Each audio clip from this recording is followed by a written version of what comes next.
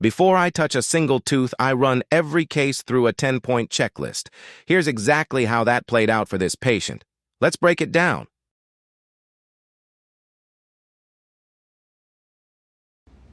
So we're going to go over our first case. This is our patient Dalton, and let's talk about his smile design. First, we'll talk about his goals. So his main goal was that he wanted a whiter smile. He just disliked the color of his teeth. Growing up, he said that people made fun of him because of the color and discoloration he had on his teeth. The other major thing he didn't like is this crossbite area where this tooth number 11 was positioned palatal to number 22. Also, he had a little bit of gumminess in his smile that we noted, but his main concern was trying to improve the color. And you can see it from different views.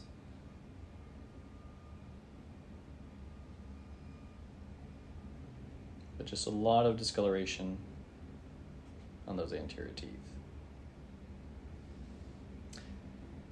So when it comes to smile design, there's 10 different points we go over.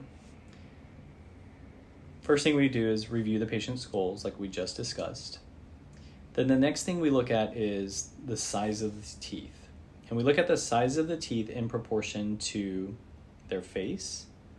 We look at the size of the teeth in regards to how much teeth they display when they smile. And so for Dalton, actually, I like to use reference points as well. So if there's a tooth that I like the size of, and I want to match other teeth too, then I'll use it as a reference point. So I actually like how much of tooth number 9 he shows, and actually I like where the incisal edge is.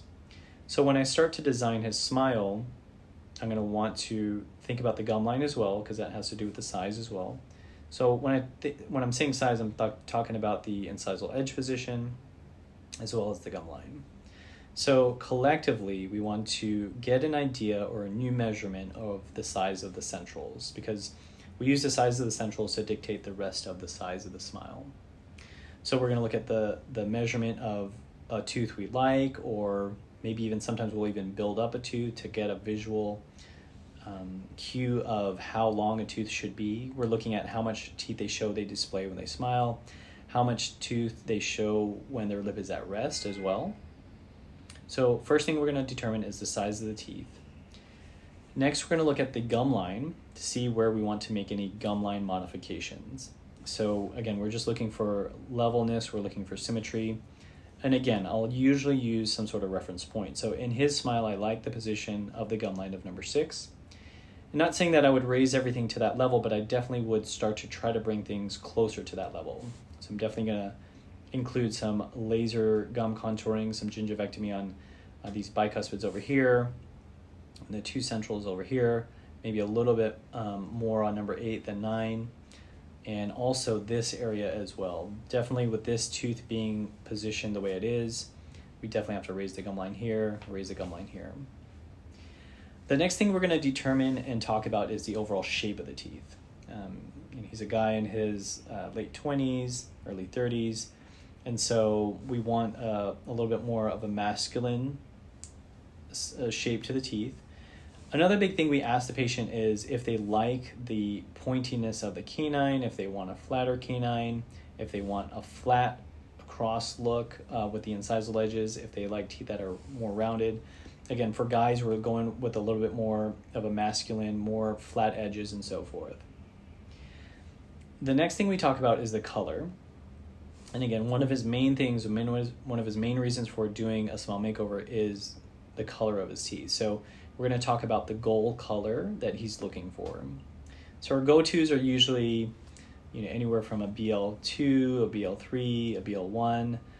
Sometimes we're now even doing a lot of BL1s with low translucency. With Dalton, we ended up going with a BL3 shade, which I think was a very good and natural shade for him. The next thing we look at when we look at smile design is the fullness. And by the fullness, we're just looking at the width of the smile and how broad the smile is. So we're looking at mostly the bicuspid area to see if they're showing enough teeth here when they smile. And so what we're wanting to determine is, are we doing 6 of the anterior teeth? Are we doing 8 of the anterior teeth and veneers? Or are we doing the full smile of 10 teeth? So in his case, with the discoloration, with these bicuspids being kind of angled in, we decided to do 10 upper veneers. The next thing we're going to look at is the straightness and spacing and kind of like the arch form. So we're just going to then start to look at where do we maybe need to reduce more tooth structure to get the teeth in line. This tooth number 10 is a little out of line in this area, and obviously number 11 is very lingual, so we're going to have to, actually number 11 is going to be a full crown because we will have to buff or shave or prep the lingual surface more than we do the buccal, because the buccal is going to be more additive.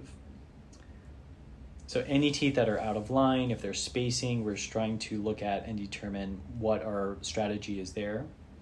The next thing we look at is the midline, and I usually will use the tip of the nose and the chin as a reference point. And usually everyone has asymmetries. So the main things I look at when we're doing a smile are the nose and the chin, that midline, down the middle of the face, and also the interpupillary line or the eye line, because that's really important to create a good level to the smile.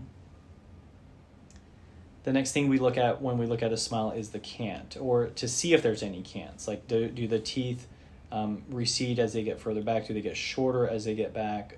Do the teeth hang down on one side? And, again, we're using the eye line to see if the level of the edges of the teeth is parallel to the eye line. And so the biggest thing that is affected there is this tooth that's hanging down. So we just know that we're going to have to adjust that incisal edge on number 11 more to get the teeth more in line. The next thing we look at is the bite or the occlusion. And again, we're just trying to go through all of these factors so we can start to formulate how we want our preps.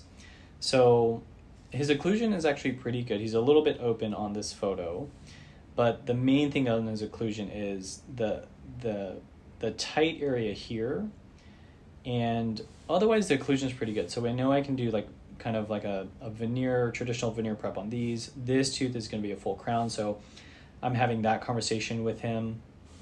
And also having conversations about the lower teeth, if we need to adjust the lower teeth in order to make room for the upper new veneers.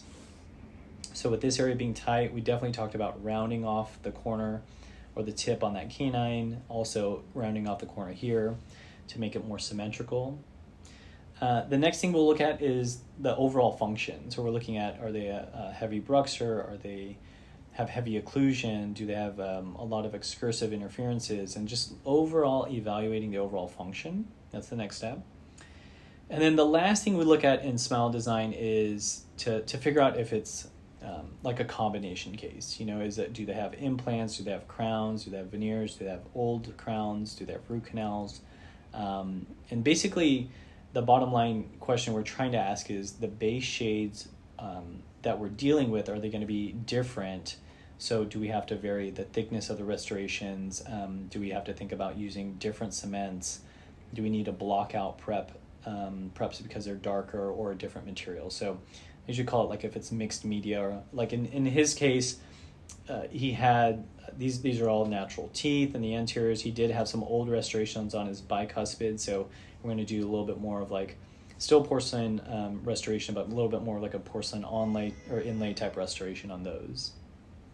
If you want more breakdowns like this one, join our free learning lab. That's where I share more cases and techniques every week. And if you're ready to go deeper, the Veneer Blueprint course is a step-by-step system for planning, prepping, bonding, and presenting porcelain veneers, so your cases get more predictable.